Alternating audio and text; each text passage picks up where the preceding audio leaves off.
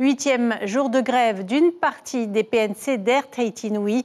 Depuis l'intervention de l'actionnaire majoritaire de la compagnie, en l'occurrence le pays, les négociations s'accélèrent. Hier soir, les syndicats ont discuté avec le président Broderson jusqu'à 1h du matin.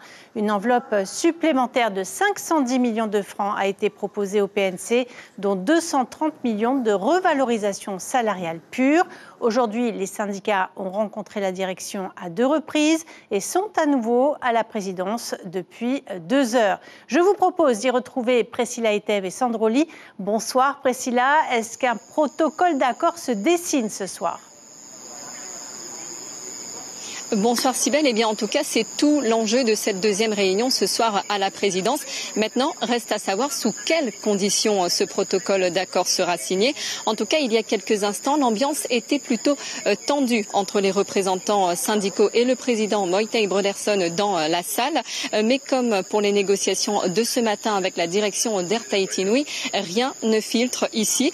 Donc, pour le moment, on dira que les lignes n'ont pas bougé. Vous l'avez dit, ce sera une enveloppe de 510 millions de francs proposés, dont 250 millions pour l'augmentation des salaires des PNC. Le reste comprend la restitution des 5% consentis par les salariés pendant la crise Covid et l'indice du coût de la vie. Alors comment la compagnie aérienne supportera ce coût?